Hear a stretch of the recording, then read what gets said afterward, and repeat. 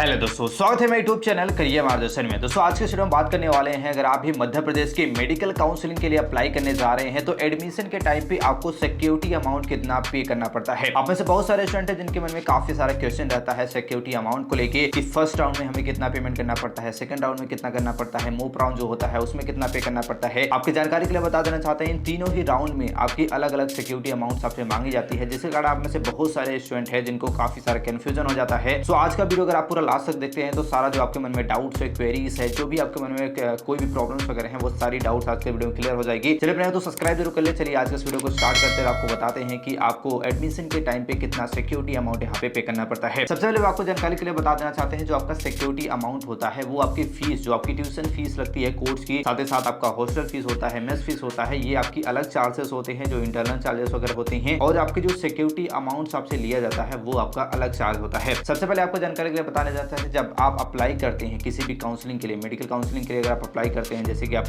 PDS के लिए apply कर रहे हैं या फिर एमबीबीएस के लिए अप्लाई कर रहे हैं, तो सिंपल से आपको रजिस्ट्रेशन फीस देना पड़ता है, जो कि आपका अलग अमाउंट होता है। लगभग 1000 रुपए के आसपास आपको यहाँ पे रजिस्ट्रेशन के टाइम पे आपका नॉन रिफंडेबल आपको पेमेंट आपको करना पड़ता है, जिसे आप ऑनलाइन आपको पे करते हैं। इसके बाद जब आपका कॉलेज आपको अलाउट वगैरह हो जाता है, जब आप एडमिशन लेने जाते हैं एक्चुअल में कॉलेज में, तो उस समय आपको यहाँ पे जब आप अपना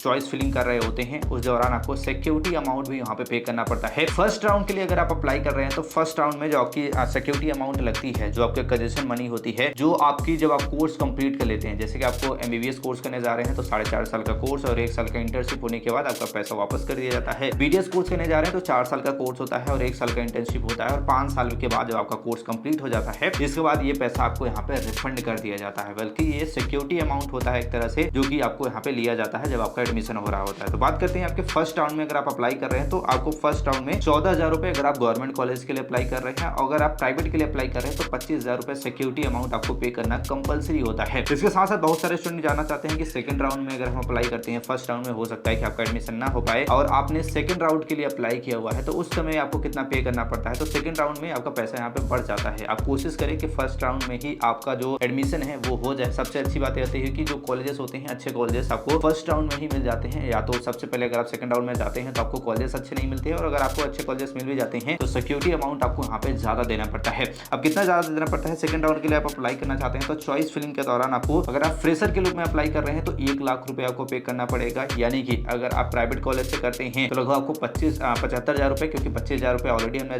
फर्स्ट राउंड में आपने जमा कर दिया था, तो 75,000 रुपए अगर आपने प्राइवेट कॉलेज में अप्लाई कर रहे हैं और गवर्नमेंट कर रहे हैं तो उसके लिए आपको कोई भी चार्जेस यहाँ पे पे करने की जरूरत नहीं पड़ती है। गवर्नमेंट में आपको वैसे ही नॉन आपका रिफंडेबल जो आपकी सिक्योरिटी अमाउंट होती है वो पहली बार में ही, फर्स्ट राउंड में ही आपका ले लिया जाता है। वहीं अगर आप मूव राउंड के लिए अप्लाई करती हैं, बहुत सारे ऐसे भी आपके स्टूडेंट होते हैं जिनका सेकंड राउंड में भी अपग्रेड करने के बाद उनका एडमिशन वगैरह नहीं होता है, तो अगर आप सेकंड राउंड में भी एडमिशन नहीं मिलता है तो आप मूव राउंड के लिए जा सकते हैं, जो कि सबसे लास्ट राउंड होता है मेडिकल कॉलेज में एडमिशन के लिए। और इस राउंड में जो आपकी फीस वगैरह लगने वाली है, फ्रेशर के रूप में लगभग आपको 2 लाख रुपए देना पड़ेगा। और वहीं बात करते हैं अपग्रेड राउंड के लिए जाते हैं तो उसमें भी आपको 1 लाख रुपए के आसपास आपकी फीस यहाँ पे लगने वाली है। तो आई होप आप समझ होंगे। तो प्राइवेट कॉलेज में अगर आप जाएंगे तो 1 लाख ऑलरेडी अपने सेकंड राउंड में जमा कर दिया था, और सेकंड राउंड में जब आपका आप मूव राउंड के लिए जाएंगे तो 1 लाख रुपए आपको यहाँ पे और भी लगने वाला है। तो यहाँ पे हम आपको यही सजेस्ट करना चाहते हैं कि आप कोशिश करें जितना भी पॉसिबल हो, आप फर्स्ट राउंड में जितने भी अच्छे कॉलेज आपको मिलते हैं वही आपको मिल जाते हैं। सेकंड राउंड में उतने कॉलेज अच्छे नहीं बचते हैं, और अगर आपके कॉलेज बच भी जाते हैं तो उसमें सिक्योरिटी अमाउंट आपको काफी ज्यादा देना पड़ता है, और इसे रिफंडेबल करने में आपको काफी ज्यादा समय लग जाता है। यानी कि अगर आपने एक कॉलेज को अपना चूज कर लिया, वहां पे आपने पैसा वगैरह को सबमिट कर दिया, और इसके बाद जो आपका पैसा आपको कॉलेज में एडमिशन नहीं मिला, तो उसके बाद अगर आपका पैसा है वो 7 से 8 महीने बाद रिफंड होता है, इसमें आपको काफी ज्यादा समय लग सकता है। तो आप कोशिश करें कि फर्स्ट राउंड में ही आप अपना एडमिशन वगैरह ले लें। और आई होप जो आपका सिक्योरिटी अमाउंट्स के बारे में जो सारी डिटेल्स थी, आई होप समझ गए होंगे। अगर आप